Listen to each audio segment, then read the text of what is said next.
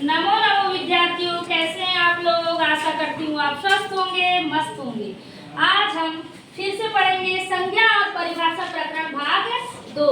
कल हमने पढ़ा था संज्ञा और परिभाषा प्रकरण का भाग 1। आज हम पढ़ेंगे संज्ञा और परिभाषा प्रकरण का भाग 2। आप लोग ध्यानपूर्वक सुनिएगा और अपनी कॉपी में नोट कर लीजिएगा। कल हमने फर्स्ट पढ़ा था आगम, आदेश, उपधा, 3 भाग की परिभाषा पढ़ ली थी संज्ञा प्रकरण की। अब हम पढ़ेंगे आज चौथा है हमारा पद। चौथा क्या है?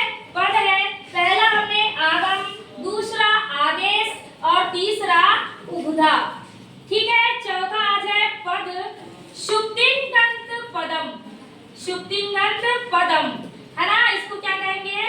शुक्तिंगंत पदम। तो देखिए शुभ, सुप क्या है? ये सुप है।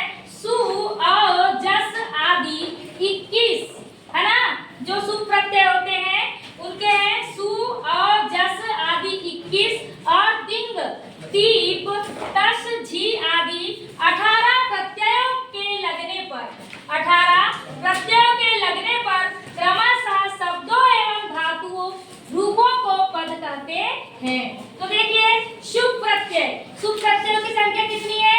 21 है। और तिंग प्रत्यय की संख्या कितनी है? 18 है। कितनी है? 18 है। तिंग प्रत्ययों की संख्या कितनी है? 18 है। और शुभ प्रत्ययों की संख्या कितनी है? 21 है ना। तो देखिए शुभ और तिंग प्रत्ययों के लगने पर क्रमशः शब्दों एवं धातु रूपों को पद कहते हैं। तो ये आपको पद के बारे में जानकारी होना चाहिए। शुभ जो 21 प्रत्यय है और तिंग जो 18 प्रत्ययों के लगने पर क्रमशः शब्दों एवं धातुओं को क्या कहते हैं? पद कहते हैं। जैसे रामः, बालकः, लता, पठति, गच्छति इत्यादि पद कहलाते हैं। तो देखिए विशेष है इसका, केवल राम ही नहीं, बालक ही नहीं, लता नहीं, पठ, गम आदि पद नहीं कहे जा सकते हैं। केवल राम, जैसे राम हो गया सिंगल तो वो पद नहीं कहा जाएगा। जैसे लता हो गई सिंगल तो वो पद नहीं कहा जाएगा, है ना। पठ हो गया सिंगल तो वो क्या पद नहीं कहा जा सकता। ये विशेष इसका ये नियम है। ठीक है, अब देखिए आपको पद समझ आ चुका होगा। 5वें नंबर का है हमारा निष्ठा। 5वें नंबर का क्या है? निष्ठा। कत कतवत निष्ठा, कतवत कत कतवत का भवति, कत कतवत का भवति। तो आपको लिखना है निष्ठा। जैसे मित्रवत भवति, मित्रवत भवति तो वो क्या आ जाएगा? आगम। और शत्रुवत क्या है? आदेश है। ठीक है, तो कत कतवत निष्ठा। आपकी परीक्षा पूछता है कि कत कतवत का भवति, तो आपको लिखना है निष्ठा। तो देखिए निष्ठा कत और कतवतु, कत और कतवतु प्रत्ययों को निष्ठा कहते हैं। जो कत प्रत्यय और कतवतु प्रत्यय रहते हैं उनको क्या कहेंगे?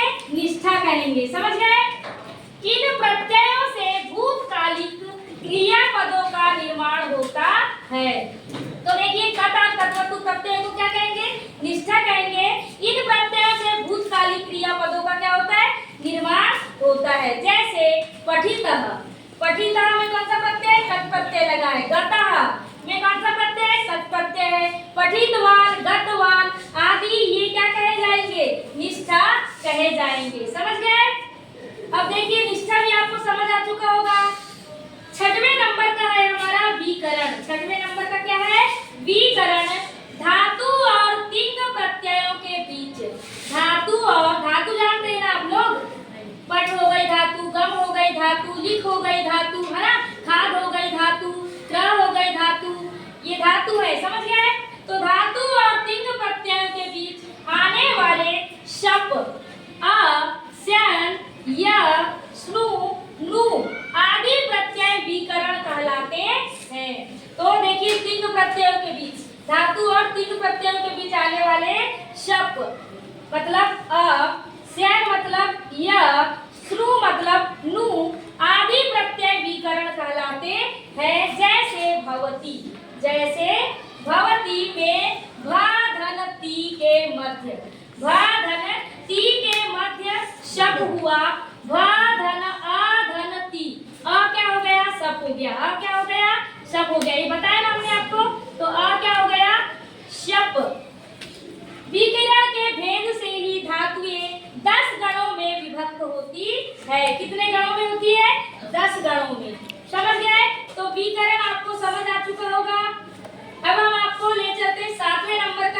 संयोग। 7वें नंबर का क्या है? संयोग। हलोत्तरः संयोगः, हलोत्तरः संयोगः। तो देखिए आपको आएगा हलोत्तरः का भवति, हलोत्तरः का भवति। तो आपको आंसर संयोग लगाना है ना।